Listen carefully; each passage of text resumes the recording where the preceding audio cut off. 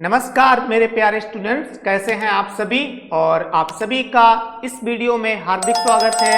आज की हम इस वीडियो में देखने वाले हैं एक बहुत ही इम्पॉर्टेंट भर्ती, और वो भी बिल्कुल नई। ठीक है, इस भर्ती का फ्रेंड्स नाम है असिस्टेंट। भाई यहाँ पे असिस्टेंट होना चाहिए था, मैं माफी चाहता हूँ। असिस्टेंट लोको पायलट, जो कि भारतीय रेलवे की तरफ से भर्ती है। ठीक है ना। और इस वीडियो में हम इस वैकेंसीज के बारे में हर एक छोटी से छोटी इंफॉर्मेशन को कवर करने वाले हैं, और ये सारी की सारी इंफॉर्मेशन आपकी ऑथेंटिक होगी। जो रेलवे ने अपनी नोटिस जारी की है, तो सारी की सारी इंफॉर्मेशन मैंने उस नोटिस से ही उठाई हुई है। हम कोशिश करेंगे कि आपके हर कंफ्यूजन का जो जवाब है, जो उत्तर है, मैं इस वीडियो में दे पाऊं। ठीक है, तो चलिए आइए बिना किसी देरी के जल्दी से वीडियो की शुरुआत करते हैं। सबसे पहले देखते हैं कि टोटल वैकेंसी कितनी है। तो फ्रेंड्स, टोटल वैकेंसी जो है वो 99,170 जो है टोटल वैकेंसी है। एप्लीकेशन कब से स्टार्ट हो रहा है? तो इसका 12 अप्रैल 2000 माफी चाहता हूं, यहाँ पे 24 नहीं 25 कुछ टाइपिंग मिस्टेक हुई है, तो आपको उस पर ध्यान नहीं देना, मैं करेक्ट करके यहाँ पे बता रहा हूं। 12 अप्रैल 2025 से इसके एप्लीकेशन जो है वो स्टार्ट हो चुके हैं। लास्ट डेट क्या है? तो 11 मई 2025 इसकी लास्ट डेट है। हम कह सकते हैं कि अप्लाई करने के लिए फ्रेंड्स हमें समय जो है 1 मंथ का लगभग में दिया जा रहा है। लेकिन आपको मैं एक एडवाइस करना चाहूंगा कि आप लास्ट तक जो है ना रुके। आप हो सकता है जल्दी से जल्दी इस फॉर्म को फिलअप कर दें। फिर एज क्या हो सकती है? जो जनरल एज है, जो सामान्य एज है, सामान्य एज का मतलब है रिलैक्सेशन को छोड़ के, उसको इंक्लूड नहीं करते हैं। 18 से 40 वर्ष सामान्य एज है। फीस फ्रेंड्स कितनी है? तो 500 रुपए जो है, जो अनरिजर्व होते हैं या ओबीसी, तो उनकी फीस जो है फ्रेंड्स वो 500 रुपए है। फिर जो एससी है, एसटी है, फीमेल है, ट्रांसजेंडर है एंड ईबीसी है, तो उनके लिए 250 रुपए की फीस है। नोट बहुत इंपॉर्टेंट है, आपको ये फीस कुछ ज्यादा लग रही होगी, लेकिन बाद में जब आप इसमें अप्लाई कर देंगे और जब इसका सीबीटी फर्स्ट होगा, अगर आप उस एग्जाम में अपीयर होते हैं, अपीयर का मतलब आप अटेंडेंट देते हैं, अटेंडेंस देते हैं वहां पे, तो फिर आपकी फीस जो है फ्रेंड्स वो कुछ रुपए काटकर और अधिकतर आपकी फीस जो है वो वापस कर दी जाएगी। Fees will be refund after attending CBT first exam. अगर आप सीबीटी फर्स्ट एग्जाम को अटेंड करते हो तो आपकी फीस जो है वो वापस कर दी जाएगी। फिर और क्या हम देखने वाले हैं? Educational eligibility. और हाँ, एक चीज और, जो कि जो लोग यूट्यूब पे इस टॉपिक पे वीडियो बनाएंगे शायद वो इसको स्किप कर देंगे। मैंने लिखा भाई फ्री रेलवे पास जो है किन किन को मिलेगा? तो एससी और एसटी को जो है फ्री में रेलवे पास भी मिलेगा एग्जाम देने के लिए। ठीक है ना। चलिए आगे देखते हैं भाई, आगे क्या है ये। यस, आगे हमने लिया है जो एलिजिबिलिटी, एजुकेशन एलिजिबिलिटी जो है फ्रेंड्स वो क्या रहने वाली है। ठीक है, तो यहां पे हम देख रहे हैं असिस्टेंट लोको पायलट के बारे में, है ना। जो पे स्केल है ये जो है पिक वो नोटिस की है, तो कोई ऐसा नहीं है कि मैंने पिक अपने पास से बनाई है। तो 19,900 इसका पे स्केल फ्रेंड्स जो है वो रहने वाला है। और इधर देखिए मिनिमम एजुकेशनल क्वालिफिकेशन क्या रहने वाली है आपकी। तो इधर देखो भाई, ए कह रहा कि मैट्रिकुलेशन आपके पास कम से कम फ्रेंड्स 10th होना चाहिए, और उसके बाद में या फिर आईटीआई आपके पास होना चाहिए किसी भी रिकॉग्नाइज्ड इंस्टीट्यूशन से इन इंडिया। ट्रेड कौन कौन सी आपके पास होनी चाहिए? ट्रेड आपकी फिटर की होनी चाहिए, या इलेक्ट्रीशियन की हो, या इंस्ट्रूमेंट मैकेनिक की हो, या फिर मिल राइट की हो, मेंटेनेंस की हो, मैकेनिक की हो, या मैकेनिक रेडियो है, टीबी है, इससे संबंधित आपके पास अगर ट्रेड्स हैं, या इलेक्ट्रॉनिक मैकेनिक है, या फिर मैकेनिक मोटर व्हीकल है, या फिर वायरमैन है, ट्रैक्टर मैकेनिक है, या फिर आर्मेचर है, कॉइल बिंडर है, या फिर मैकेनिक डीजल के हैं, या फिर हीट इंजन के, या टर्नर मैकेनिस्ट हैं। ठीक है ना। और नीचे में और भी जो है अगर कह रहा है कि ये ना हो, इनमें से आपके पास मान लिया कोई भी फ्रेंड्स क्वालिफिकेशन नहीं है, तो कह रहा है या तो फिर बीच में इसमें से कोई एक होना चाहिए, सभी नहीं कोई एक होना चाहिए, मैट्रिकुलेशन या फिर कह रहा है कंप्लीटेड अप्रेंटिसशिप जो होती है, जो गवर्नमेंट करवाती है इन दी ट्रेड्स मेंशन्ड अबव, जो नीचे दी गई हैं इनमें से कह रहा है, या ऊपर से कह रहा आपने आईटीआई ना किया हो लेकिन अगर आपने अप्रेंटिस फ्रेंड्स की हो संबंधित ट्रेड में, तब भी आप अप्लीकेबल हो सकते हैं, अप्लाई कर सकते हैं। नीचे देख लेते हैं भाई कि जो है नीचे क्या क्या है, मैट्रिकुलेशन ये एसएसएलसी, एसएसएलसी का मतलब यहाँ पे कुछ स्टेट लेवल के जो इंस्टीट्यूट होते हैं वही करवाते हैं, plus 3 years diploma.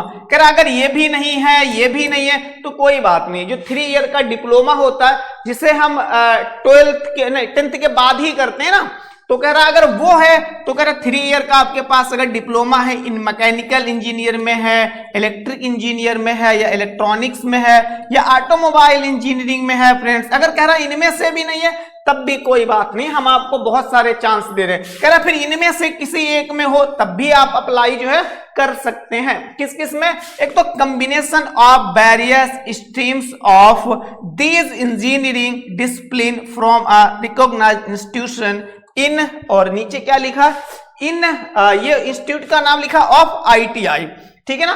Note degree in the engineering disciplines as above will also bill applicable in of, ठीक है ना। तो इनमें से आपके पास कोई भी एक डिग्री हो या फिर फ्रेंड्स जो अप्रेंटिस बताई गई हो वो हो आपके पास, जो भी यहाँ पे ट्रेड्स लिखी हुई है, तब भी आप एप्लीकेबल हो जाएंगे, ठीक है ना।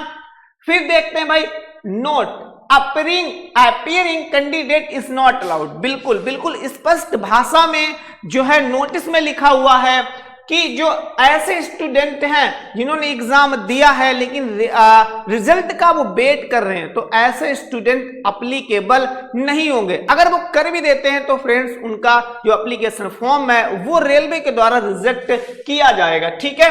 मतलब समझ रहे हो, जैसे मान लो मैंने इस बार जो है भाई मैं आईटीआई कर रहा हूं, इसका थोड़ा सा मैं प्रैक्टिकली उदाहरण देता हूं। जैसे मान लो मैं आईटीआई कर रहा हूं और मेरा फर्स्ट ईयर हो भी गया है, लास्ट सेमेस्टर या लास्ट ईयर का जो है रिजल्ट आना बाकी है, तो फिर हम इसमें अप्लाई नहीं कर सकते हैं। कुल मिला के जो है पूरा का पूरा क्वालिफाई होना चाहिए, रिजल्ट हमारे हाथ में होना चाहिए, हम तभी जो है इसमें एप्लीकेबल होंगे, अन्यथा नहीं होंगे।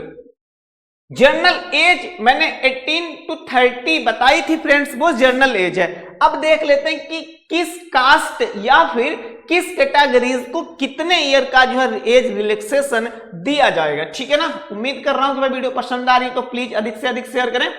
यहां पे कैटेगरीज या कम्युनिटी लिखी है और इधर साइड में फ्रेंड्स जो एज रिलैक्सेशन है वो लिखा हुआ है। और एज रिलैक्सेशन कौन सा है, तो मैक्सिमम के ऊपर है। मैक्सिमम का मतलब वैसे तो 18 से 30 ईयर है, और मान लो 5 ईयर का और मिल रहा है तो भाई 30 नहीं, फिर यहाँ पे क्या हो जाएगी 35 हो जाएगी। तो इस तरीके से आपको समझना है। यहाँ पे एससी और एसटी कैंडिडेट को जो है 5 ईयर का एज रिलैक्सेशन दिया जाएगा। मतलब आप कह सकते हो कि जो 35 ईयर्स है वो होगी उनके लिए। फिर OBC non creamy layer candidate, एक ओबीसी होते हैं जो क्रीमी लेयर के ऊपर होते हैं, लेकिन कह रहा है जो क्रीमी लेयर के ऊपर हैं, क्रीमी लेयर में नहीं आते, तो उनके लिए 3 ईयर का जो है एज रिलैक्सेशन दिया जा रहा है। कह रहा है कि एक्स सर्विसमैन है आप, मतलब रेलवे में ही एक्स सर्विसमैन है और 6 मंथ की सर्विस भी आपने कर ली है, सो फ्रेंड्स तब भी आपको जो 3 इयर्स का जो है एज रिलैक्सेशन दिया जाएगा। ऐसे ही आप यहाँ पे जो है अगर यूआर और ईडब्ल्यूएस के हैं तो 3, अगर आप इसमें एक्स सर्विसमैन में है, ओबीसी में है तो 6 ईयर, एससी एसटी में है तो 8 ईयर का भी आपको गैप वो एज रिलैक्सेशन फ्रेंड्स जो है आपको दिया जाएगा, ठीक है ना। और दिख भी क्लियर ही रहा होगा वरना मैं बोल ही रहा हूं। फिर candidate who are serving group C, और कह रहा है कि अगर कोई ऐसा कैंडिडेट जो ऑलरेडी से ग्रुप सी में जो है काम कर रहा है या ग्रुप डी में स्टाफ मिनिमम 3 ईयर अगर उसको सर्विस करते हुए हो गए, यहाँ पे भाई 6 मंथ ही था, और कह रहा है यहाँ पे अगर उसको कितने हो चुके हैं फ्रेंड्स, 3 ईयर हो चुके हैं, तो उसको देखो क्या क्या मिलेगा।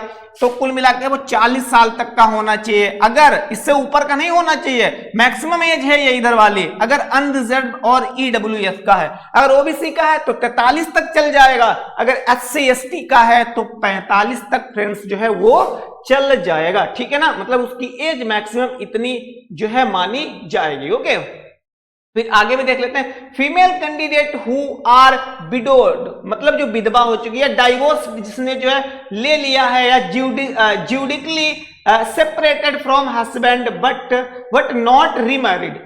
ऐसी लेडीज जो विधवा है या जिसने डाइवोर्स ले रखा है लेकिन उसने दोबारा शादी नहीं की है, अगर वो अनरिजर्व्ड या ईडब्ल्यूएस में आती है तो उसकी एज लिमिट जो है फ्रेंड्स बढ़ा दी गई है 35 ईयर। अगर ओबीसी की है तो 38 ईयर जो है वो मानी जाएगी। ओके, चलिए और देख लेते हैं, क्योंकि भी सारी चीजें ही क्लियर कर लेते हैं। वीडियो थोड़ा सा लंबा हो सकता है फ्रेंड्स, आप देखेंगे तो आपको फायदा ही होगा, हर एक चीज जो है आपकी क्लियर होगी, और कंफ्यूजन तो मैं कह सकता हूं कि बिल्कुल ही नहीं होगा।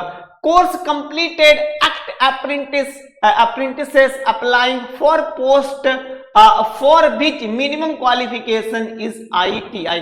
कम से कम भैया आपके पास आईटीआई हो या फिर कंप्लीटेड अप्रेंटिसशिप आपके पास होनी चाहिए, ठीक है ना। वो भी shall be relaxed to the action to apprentice training undergone by them under the apprentice act. जहां से आपने अप्रेंटिस की हो तो वो इस अधिनियम के द्वारा आपका सर्टिफिकेट होना चाहिए, तभी आप जो है एप्लीकेबल होंगे। Candidate who became course completed act apprentice under the apprenticeship act before attending the age of 25 years. तो इसमें भी देख लो, अगर आप इस क्राइटेरिया को फुलफिल कर रहे हो तब भी आपको एज रिलैक्सेशन जो है वो फ्रेंड्स दिया जाएगा। ओके, चलिए और देखते हैं। हाँ, ये बहुत इंपॉर्टेंट है कि भाई डेट ऑफ बर्थ आपकी कहां से कहां तक होनी चाहिए, तो ये नीचे वाली लाइन है, थोड़ा इसे गौर करके देखना। वैसे तो जनरल एज भाई 18 से 30 है, मैं पहले भी बता चुका हूं। फिर कह रहा है upper limit of date of birth, ठीक है, नॉट बिफोर, इससे पहले की नहीं होनी चाहिए, इसके बाद की। क्या कह रहे भाई, upper limit of date of birth not before. कह रहा है कि इसमें जो है अगर अनरिजर्व्ड में आप आ रहे हो तो आपकी जो है डेट ऑफ बर्थ 2/7/1995 और जो है 5/25, मतलब इससे पहले की नहीं चलेगी। ओबीसी में हो तो 1992 2/7/1992 से पहले की नहीं चलेगी। एससी एसटी में हो तो 2/7/1990 की एज इससे पहले के हैं तब आप अप्लाई नहीं कर पाएंगे। Lower limit of date of birth not after candidate. कह रहा अगर आपकी डेट ऑफ बर्थ जो है वो 1/7/2017 के बाद की है तब भी आप इसमें एप्लीकेबल नहीं होंगे। कहने का मतलब क्या है, अगर आप जो है 1900, अगर आपकी डेट ऑफ बर्थ इससे पहले की है, 1990 के पहले की है, और अगर इसके बाद की है तब आप एप्लीकेबल नहीं होंगे। अगर इनके अंडर में है तो आप एप्लीकेबल हो जाएंगे, ठीक है। चलिए अब भाई वैकेंसी डिटेल देखते हैं। जोन वाइज वैकेंसी है, आपको जो है उसमें फिल करना पड़ेगा कि आप किस जोन से अप्लाई करना चाहते हैं। तो ये चार्ट ध्यानपूर्वक पढ़ना बहुत इंपॉर्टेंट है फ्रेंड्स। अहमदाबाद में आप देख सकते हैं, टोटल आप एक बार देख लो, और मैं तो साइड में ही हूं, है ना, और आप अपनी कैटेगरीज वाइज के हिसाब से भी देख सकते हो। तो जिसमें आप जिस कैटेगरी से बिलोंग करते हो तो उसके अनुसार जो है कर सकते हो। अहमदाबाद में देखें तो 497, अजमेर में देखें 100 फ्रेंड 679 वो है वैकेंसी, और इलाहाबाद में सबसे कम है। इलाहाबाद में जो है नहीं सॉरी, अजमेर में जो है आपकी इतनी है, क्योंकि अजमेर को 2 उन्होंने उसमें बांट रखा है, प्लस जो है इतनी है, ठीक है ना। इलाहाबाद में सबसे कम है 80, और इसमें जो है नॉर्थ सेंट्रल रेलवे इसमें 508 है, तो इसमें ज्यादा है, कुछ ऊपर वाले में कम है, तो आप ध्यान करके जो है अप्लाई करें। भोपाल में कितनी है टोटल में 618, ये वेस्टर्न वाले में है, और ऊपर वाले में 46 है, ठीक है। भुवनेश्वर में आप देख सकते हो 928 है। फिर बिलासपुर में भाई कितनी है, बिलासपुर में 568 है। चंडीगढ़ में कितनी है 433 है। चेन्नई में कितनी है 336 है। गोरखपुर में तो सबसे ही कम है भाई 100, फिर गोरखपुर उससे भी कम, गुवाहाटी में सबसे कम है 30, है ना। आप देख सकते हो जम्मू कश्मीर तो सबसे कम ही है। ओके, चलो कोलकाता में देख लेते हैं भाई, और भी तो हैं। कोलकाता में कितनी वैकेंसीज हैं, तो 200 इसमें और इसमें, मतलब 200 लगभग में 4 और 3 700 के आसपास है। मालदा में भी इतनी ज्यादा नहीं है। मुंबई में हाँ है, कुछ कह सकते हैं कि 700 के आसपास मुंबई में भी फ्रेंड्स हैं। उसके बाद में जो भी वैकेंसी नीचे दी गई है तो वो कम है। जैसे सिकंदराबाद में ठीक है, सिकंदराबाद में सबसे ज्यादा ही वैकेंसीज है और यहाँ की कट ऑफ भी फ्रेंड्स जो है बहुत हाई नहीं जाती है, कम ही जाती है। तो सिकंदराबाद में कुल मिला के कितनी पड़ेंगी, 9 5 1400, 1400 से ज्यादा ही पड़ेंगी, लगभग में 1500 आप मान लीजिए, ठीक है ना। हाँ 1500 पूरी ही पड़ेंगे फ्रेंड, ठीक है ना। कितनी पड़ेंगी सिकंदराबाद में, तो 1500 जो है वैकेंसी आपकी है। तो जब भी आप अप्लाई करेंगे तो इस चार्ट को सही से आप कहीं से भी देख लें, उसके अनुसार ही अप्लाई करें। अब देखते हैं भाई सिलेक्शन प्रोसेस, ये सिलेक्शन प्रोसेस जो है इसका कैसे होगा, कितने स्टेप्स में होगा, ठीक है। तो आइए सिलेक्शन प्रोसेस देखते हैं। The requirement process shall comprise of the following stages। कौन कौन सी स्टेज होंगी, सो इसमें फ्रेंड्स आप सही से देखें क्योंकि पूरा का पूरा जो अपॉइंटमेंट होगा आपको आपका वो इतनी स्टेज से आपको गुजरना होगा। फर्स्ट स्टेज जिसे CBT फर्स्ट बोलेंगे, फिर जो सेकंड स्टेज जिसे CB2 सेकंड बोलेंगे, third computer based aptitude test होगा जिसे हम CBAT बोलेंगे, फिर आपका डॉक्यूमेंट वेरिफिकेशन DB होगा, फिर लास्ट में फ्रेंड्स मेडिकल भी आपका होगा, मेडिकल टेस्ट भी होगा, ठीक है ना।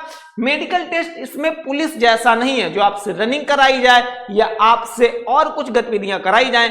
अधिकतर जो फ्रेंड्स आपकी आंख होती है तो आंख का जो है टेस्ट होगा, आपके आंख में कलर जो ब्लाइंडनेस होता है तो वो नहीं होना चाहिए, ठीक है ना। और देखिए information on examination schedule and, चलो वो तो मैंने बता ही दिया है क्योंकि फिर और भी लंबा जो है खींचेगा। चलिए अब पाठ्यक्रम देखिए यहाँ पे भाई, ठीक है ना, क्योंकि ये भी तो बहुत जरूरी है जो सिलेबस आपका है। फर्स्ट स्टेज CBT फर्स्ट, तो इसमें यहां पे देखिए थोड़ा सा कह रहा है कि भाई जो भी पेपर होगा 60 मिनट का होगा। कितने का, 60 मिनट का होगा। नंबर ऑफ क्वेश्चंस कितने आएंगे, तो 75 क्वेश्चंस आएंगे और मैक्सिमम मार्क जो है 75 ही होंगे। तो फ्रेंड्स जो मार्क होंगे आपके वो कितने होंगे, वो 75, मतलब एक क्वेश्चन 1 नंबर का। जो माइनस मार्किंग होगी वो 1/3 की होगी। मैं इसलिए लिख रहा हूं, शायद वहां से मैंने स्क्रीनशॉट लिया है, जो भी नोटिस थी तो छोटा छोटा दिख रहा होगा या शायद आपको ना भी दिख रहा हो, इसलिए मैं लिख रहा हूं, ठीक है ना। तो बात समझ में आ रही है ना। नेगेटिव मार्किंग मैंने जो है बता दिया। Normalisation of marks will be done for CBTs held in multiple shift. कह रहा भाई नॉर्मलाइजेशन जो होता है वो भी अप्लाई होगा क्योंकि इसका जो एग्जाम होगा वो कई शिफ्ट में और कई स्टेट्स में होगा, ठीक है ना। चलिए और देखते हैं। The standard of questions for CBT first will generally with the conformity with the educational standard and for the minimum technical qualification prescribed for the post। कह रहा है कि जो क्वेश्चन का स्टैंडर्ड होगा, आपने जिस हिसाब से पोस्ट भरी होगी उसी हिसाब से, उसी के स्टैंडर्ड से ही क्वेश्चन आपसे जो है वो फ्रेंड्स पूछे जाएंगे। क्या क्या भाई, CBT फर्स्ट का जो सिलेबस है तो वो देख लेते हैं क्या है, बहुत इंपॉर्टेंट है फ्रेंड्स ये, ठीक है ना। पहले मैथ देखते हैं, मैथमेटिक्स। तो मैथ में क्या क्या आएगा, नंबर सिस्टम आएगा, मैथ में बोर्ड मास आएगा, डेसिमल जो दशमलव होता है, fractions, LCM, HCF, ratio and proportion friends आएगा, लॉस आएगा, प्रॉफिट एंड लॉस आएगा, अलजेब्रा आएगा, ज्योमेट्री आएगी, ट्रिग्नोमेट्री आएगी, एलिमेंट्री स्टैटिक्स आएगा, स्क्वायर रूट आएगा, एज कैलकुलेशन आएगा फ्रेंड्स, एंड लास्ट में क्या है, कैलेंडर आएगा, और उसके बाद में क्लॉक, घड़ी, पाइप्स एंड सिस्टम्स भी आएगा, मतलब टंकी और वो। फिर मेंटल एबिलिटी, ठीक है ना, इसमें क्या एनालॉजीज आएगी, अल्फाबेटिक एंड नंबर सीरीज आएगी, कोडिंग एंड डिकोडिंग। भाई किसी भी एग्जाम की आप तैयारी कर रहे हो, कोडिंग एंड डिकोडिंग एक ऐसा कॉमन टॉपिक है जो फ्रेंड्स आता ही आता है, फिर मैथमेटिकल जो ऑपरेशंस होते हैं, रिलेशनशिप है, सिलोजिज्म है, जंबलिंग है, वेन डायग्राम है, डेटा इंटरप्रिटेशन है एंड सफिशिएंसी है, डायरेक्शंस है, स्टेटमेंट आर्गुमेंट्स है एंड एजेप्शंस हैं। तो रीजनिंग भी इसमें बहुत अच्छी आएगी। जनरल साइंस में क्या क्या फ्रेंड्स आएगा, the syllabus under this shall cover physics होगी, केमिस्ट्री होगी and life sciences of 10th standard level की होगी, मतलब जीव विज्ञान भी होगी। फिर इसके अलावा जीएस बच जाती है, उसमें क्या क्या पूछेंगे, करंट अफेयर पूछेंगे, साइंस एंड टेक्नोलॉजी पूछेंगे, स्पोर्ट्स पूछेंगे, कल्चर पूछेंगे, पर्सनालिटीज जो होते हैं जो न्यूज में रहते हैं, अगर किसी की डेथ हुई है या किसी का अपॉइंटमेंट फ्रेंड्स हुआ है या फिर कोई खेल के संबंध में बहुत ज्यादा फेमस रहा है, 1-2 साल में काफी ज्यादा न्यूज में रहा है। फिर कह रहा है इकोनॉमिक्स भी भाई हम पूछेंगे क्योंकि इतनी अच्छी जॉब देंगे तो सब्जेक्ट तो पूछेंगे, पॉलिटिक्स भी कह रहा है पूछेंगे and other subject of importance, और कह रहा और भी सब्जेक्ट वो पूछ सकता है जो भी उसे इंपॉर्टेंट लगे। तो ये ऊपर जो हमने देखा फ्रेंड्स, ये only and only CBT first का सिलेबस था। ठीक है, क्लियर है। सीबीटी सेकंड का भी जो है हम लोग एग्जाम पैटर्न और सिलेबस देख लेते हैं। ठीक है ना, तो कहां से देखें भाई, हाँ यहां से देखिए एग्जाम पैटर्न, यहां से देखो, क्योंकि हर एक इंफॉर्मेशन पढ़ेंगे तो फ्रेंड्स वीडियो शायद 1 घंटा की भी हो सकती है। ठीक है ना, तो जो इंपॉर्टेंट है उसी इंफॉर्मेशन को देखेंगे। CBT2 सेल कंप्रेस 2 पार्ट्स, कह रहा है कि भाई CBT जो 2 होगा उसके 2 पार्ट होंगे, एक तो पार्ट ए और एक पार्ट आपका बी होगा। तो फिर कितने घंटे का होगा, तो ये 2 घंटे और 30 मिनट का कह सकते हैं फ्रेंड्स। जो टाइम होगा CBT2 का जो टाइम होगा फ्रेंड्स वो 2 घंटे 30 मिनट का होगा। ठीक है ना, कितने का होगा, 2 घंटे 30 मिनट का होगा, 2.5 घंटे का हम कह सकते हैं। टोटल में क्वेश्चन कितने होंगे, सो फ्रेंड्स टोटल में जो क्वेश्चंस होंगे वो 175 होंगे। ठीक है ना, 175 होंगे एंड 175 और 175 इसमें कैसे क्या होगा, तो एक तो सेक्शन ए है एंड एक सेक्शन बी है। जो सेक्शन ए है फ्रेंड्स उसमें जो है 90 मिनट दिए जाएंगे। यहां पे देख लो थोड़ा सा, ठीक है ना, यहां पे क्वेश्चन कितने दिए जाएंगे 100 और टाइम कितना दिया जाएगा, तो 90 मिनट और यहां पे आपके क्वेश्चन दिए जाएंगे। फिर इसमें क्या है, इसमें भाई 75 में हट जाता हूं थोड़ा सा, इसमें जो है 75 क्वेश्चन दिए जाएंगे और जो बाकी समय फ्रेंड्स जो है जो बच जाएगा आपका, कितना भाई समय बचा है 60 मिनट, पूरा का पूरा 1 घंटा। ठीक है ना, तो 1 आवर, तो वो जो है इसके लिए दिया जाएगा। ठीक है ना, क्या समझ में आई बात। 1/3 उसमें भी फ्रेंड्स शायद मैं भूल गया था, 1/3 उसमें भी माइनस मार्किंग है और 1/3 इसमें भी माइनस मार्किंग है। Normalization of marks will be done for CBTs held in multiple shift, तो इसमें भी नॉर्मलाइजेशन होगा क्योंकि आपका exam only and only 1 shift में नहीं होगा, कई शिफ्ट में होगा। ठीक है ना, only the marks scored in part A shall be counted, बहुत इंपॉर्टेंट न्यूज है। कह रहा है, क्या कह रहा है कि only the marks scored in part shall be counted for the short listing of candidate for further stage of this requirement process provided for the candidate irrespective or community is able to secure qualifying marks 35 in part B। कह रहा है कि part जो friends वो ए होगा वो only qualifying nature का होगा। आपकी जो कट ऑफ डिसाइड होगी जो फाइनली वो CBT 2 पे होगी। ठीक है ना, किस पे होगी, CBT जो 2 होगी उस पे आपकी जो है कट ऑफ डिसाइड होगी। और इसमें भी इन्होंने एक बाउंडेशन लगा रखा है कि भाई इसमें भी जो पार्ट ए है उसमें जो पार्ट बी है कम से कम उसमें आपके 35% जो है मार्क आने चाहिए। इसका सिलेबस देख लेते हैं फटाफट से। मैथमेटिक्स में क्या आएगा, नंबर सिस्टम शायद सेम ही रहेगा ऊपर वाले से, नंबर सिस्टम, बोर्ड मास, डेसिमल, फ्रैक्शन, एलसीएम, एचसीएफ देख लेना आप एक बार, इसको हम दोबारा क्या पढ़े फ्रेंड्स, है ना, क्यों वही चीजें हैं लगभग में आपकी। क्या है, मैं काट नहीं रहा हूं, मैं कह रहा हूं कि इसको मैं पढ़ूंगा नहीं, है ना, क्योंकि जो CBT फर्स्ट है लगभग में सेम ही होगा। आप जो है देख सकते हैं, मैं हट भी गया हूं, है ना।